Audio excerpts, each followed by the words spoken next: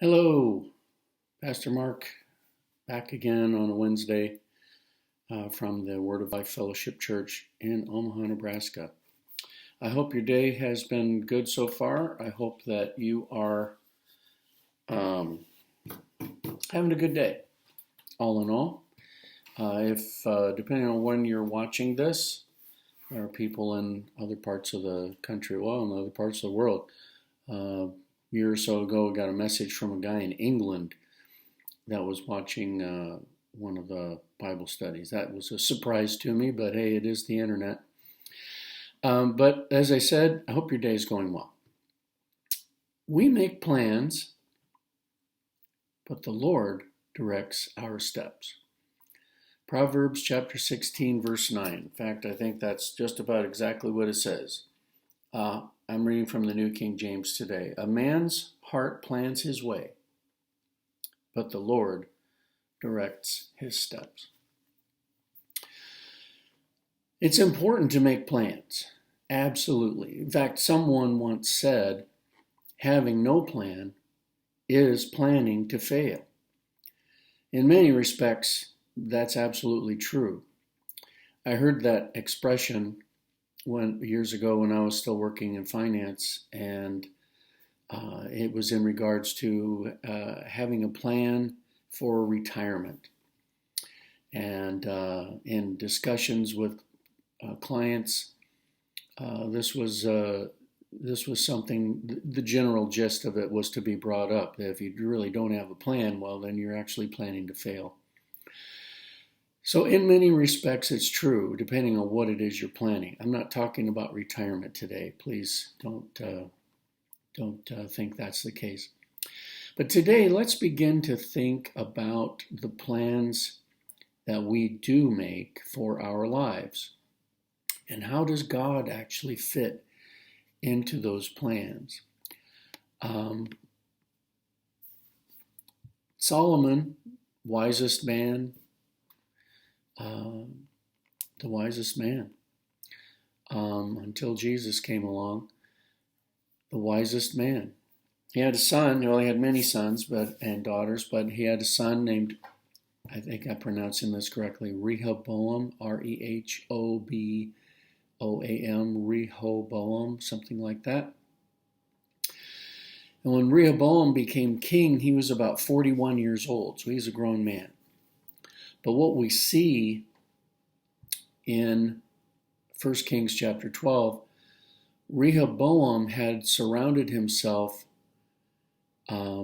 with friends that really weren't very wise. They really didn't have a lot of understanding and things that would benefit him as a king, because he is a future king. From his childhood until he becomes king, he's actually the future king. So, but he didn't surround himself with the right kinds of people. And so the influence he had in his life that was not very strongly influenced by his father, we see that, was really, I don't want to call anybody names, but they weren't very bright. Now, how do we know that? Well, let's take a look. Proverbs chapter 27, the 17th verse says that a man sharpens the countenance of his friend. Iron sharpens iron. A man sharpens the countenance of his friend. So surround yourself with the kind of people that you want to become, that you want to be like.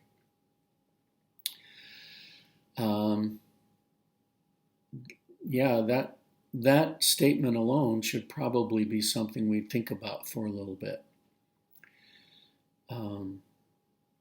What do you want to become in your life? I don't mean what do you want to be when you grow up. I'm not asking that question. But what kind of person do you want to be?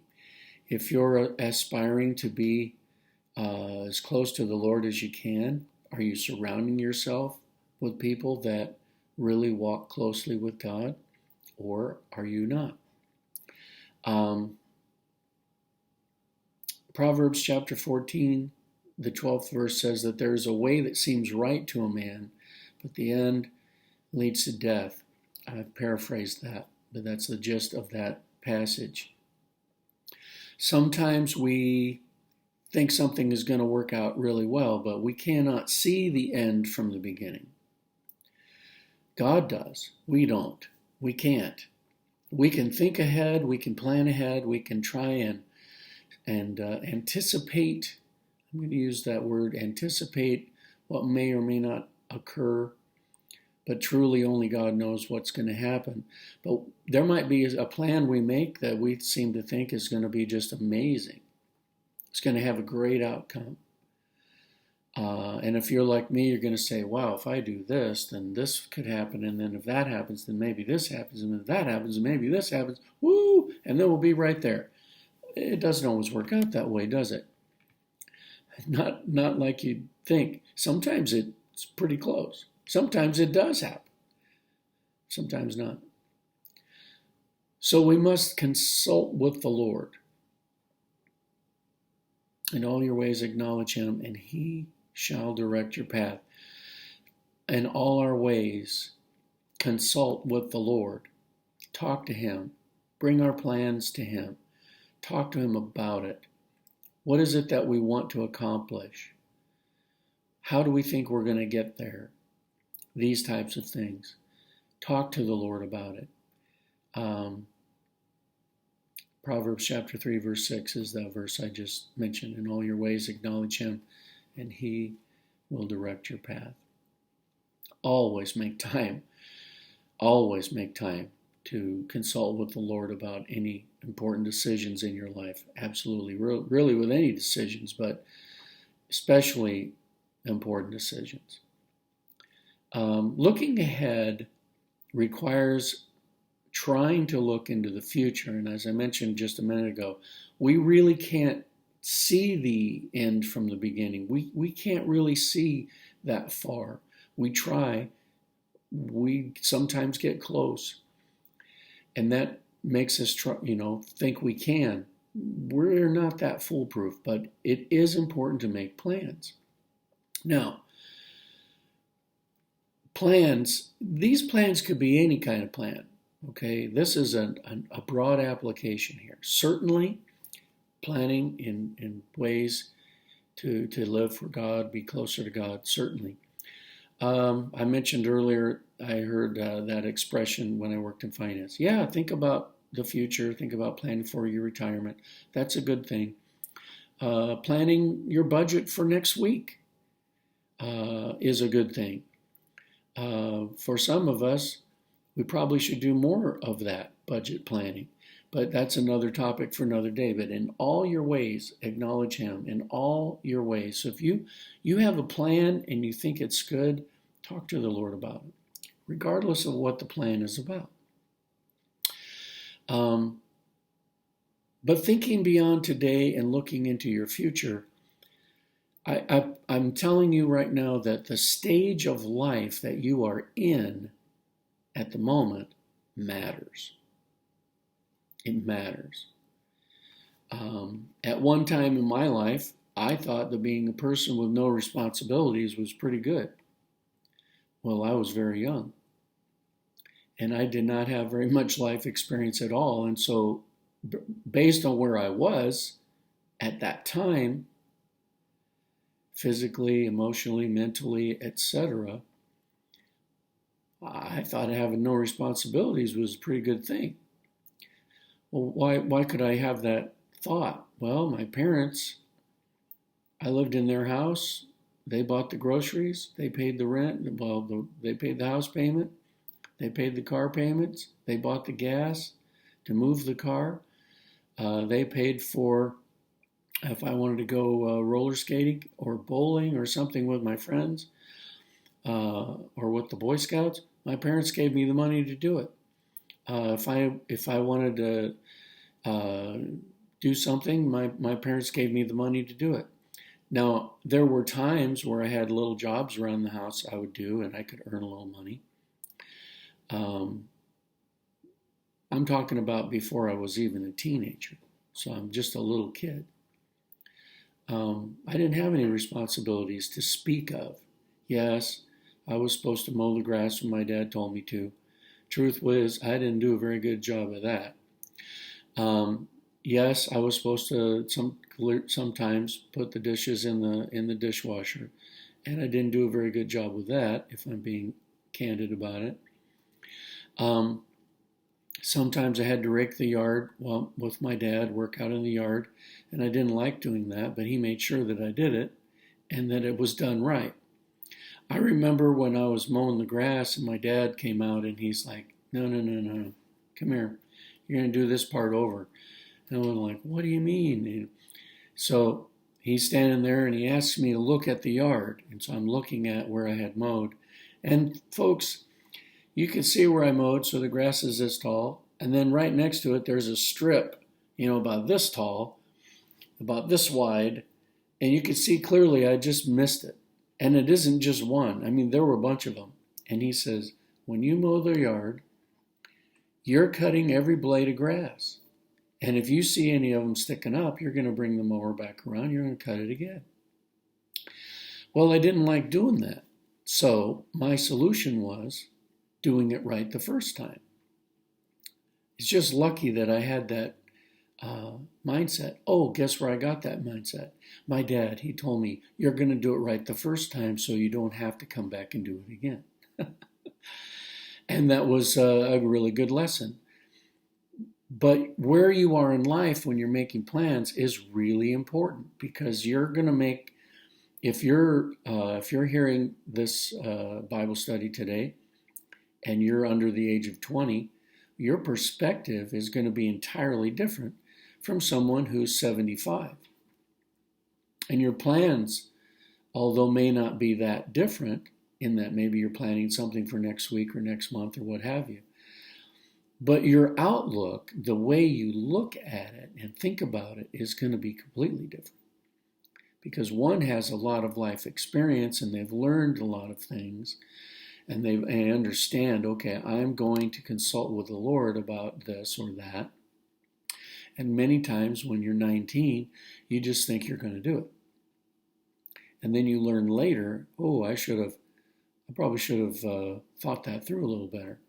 That's life experience. So looking ahead does take some thought and imagination.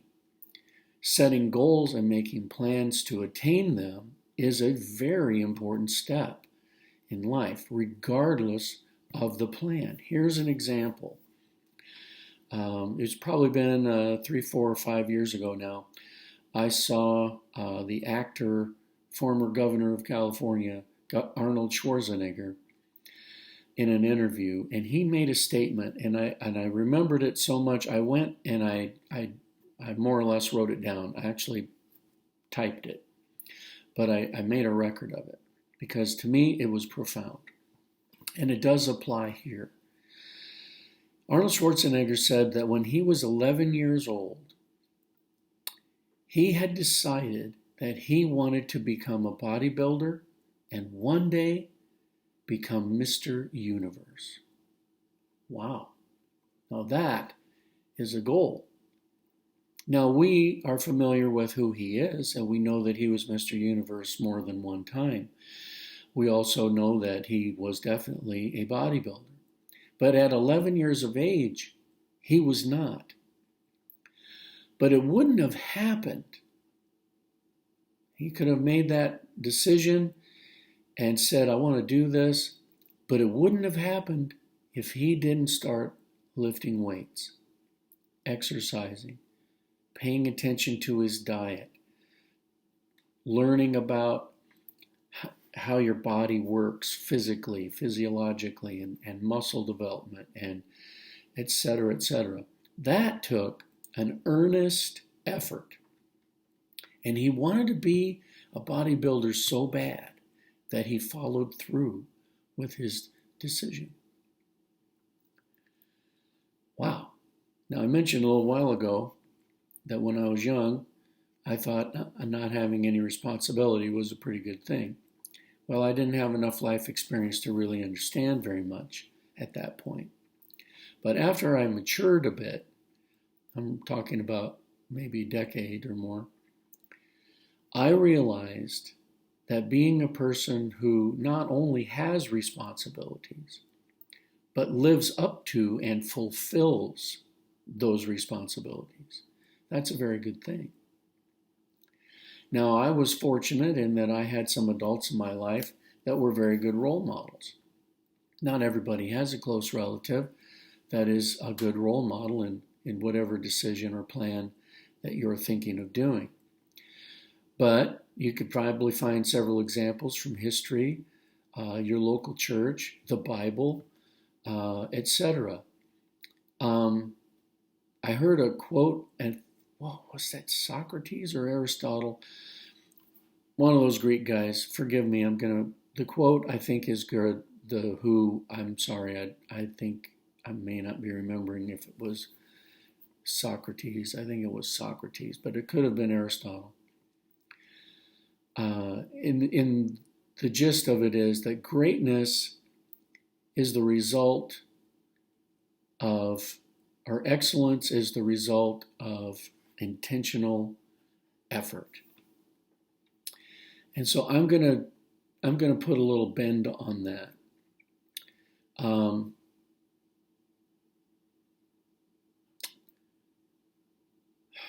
Aim high. Sorry, I was trying to decide how I want to do it. Aim high. Aim your target. Make your target greatness. Now, if you miss your target, just miss it. Well, at least you're going to be really close.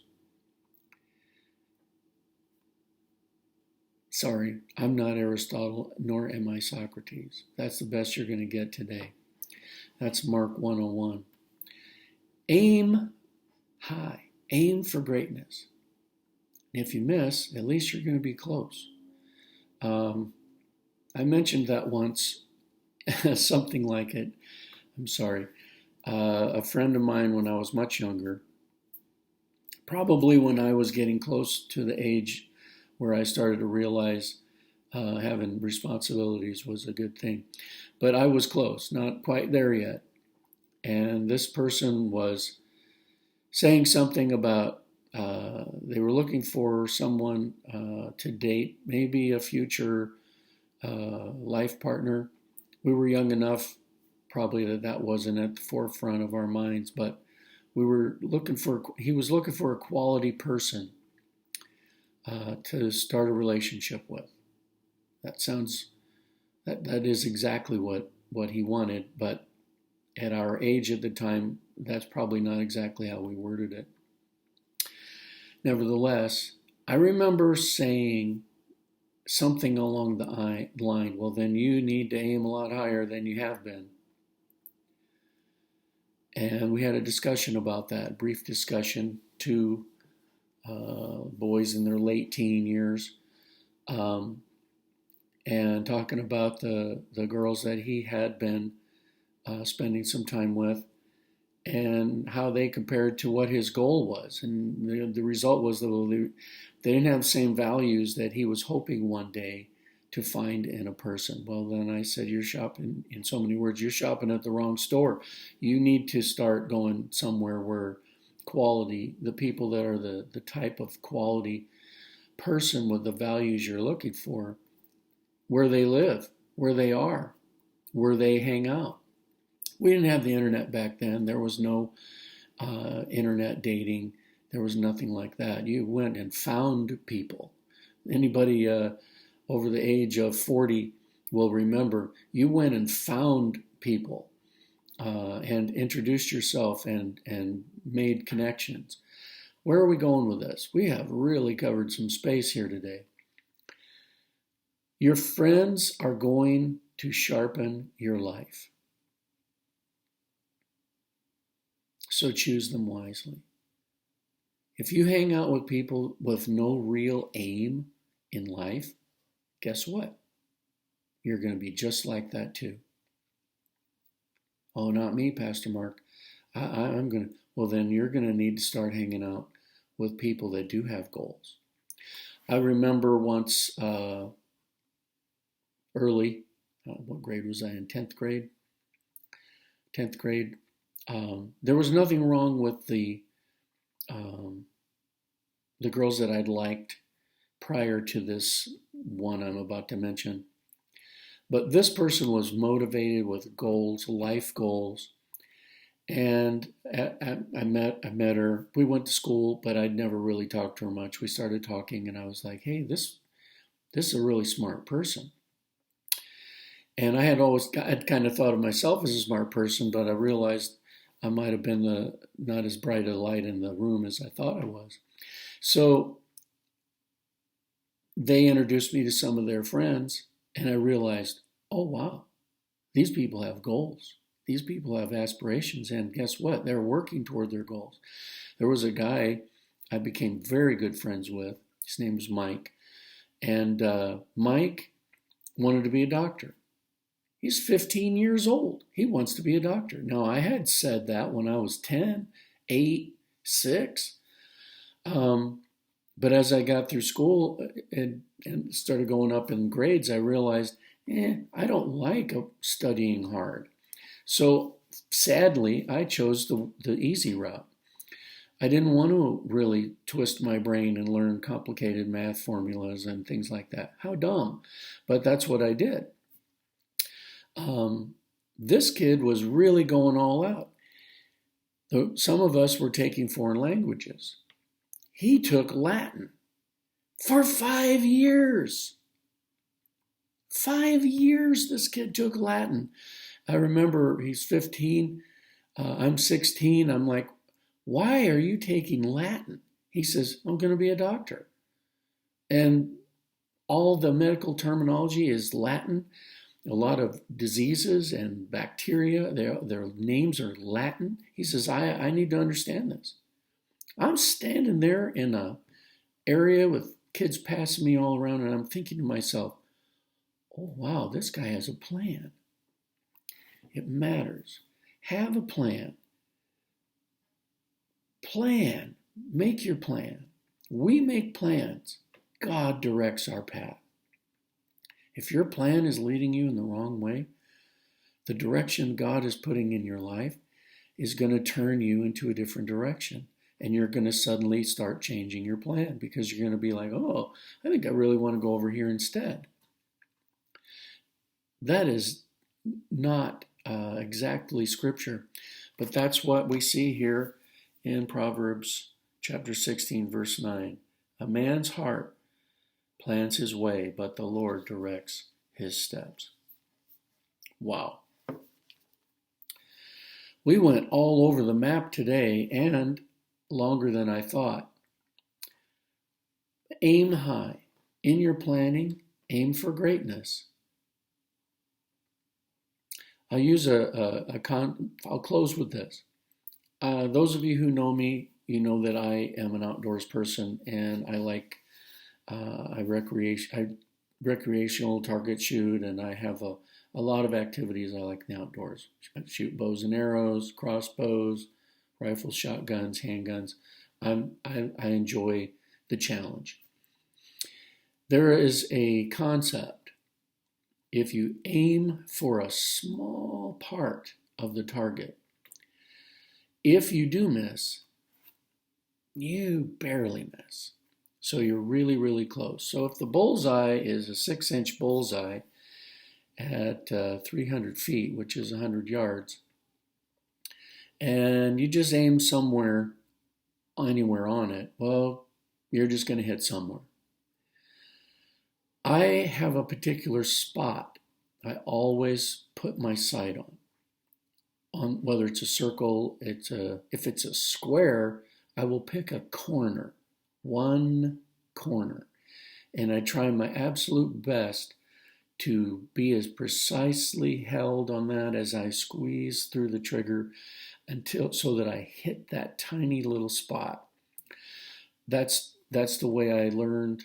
That's the way I have shot since I was probably 14 years old. If you aim for a little bitty target, you might hit it, but if you miss, you're so close, you actually are still in scoring ring. When I was in Boy Scouts, I shot competitively at summer camp several summers, and in the bullseye, There's a square target. You got this bullseye. It's really only about 2.5 inches, maybe in circumference or in diameter, I should say. And within that are many concentric rings until there's a tiny little one in the middle. The little bitty one in the middle is 10 points. And then 9, 8, 7 are out to 7, 10, 9, 8, 7. Yes, and then you're out of the black. If I'm remembering that correctly, I may be wrong. Maybe it's 6 and you're out of the black. But so I learned I'm aiming for that itty bitty circle in the middle. And if I missed it, I may still get 9 points or 8 points. But I didn't just aim for any old place in the circle and now I have 5, or I'm way down in the corner of the target and get no points. Aim for greatness. In your planning, pray, seek the Lord, and follow how you're led. Aim for greatness. Have a plan. God will direct your steps. God bless you. I hope to see you Sunday morning, 10:30 at the True by Hilton. Have a great rest of your day.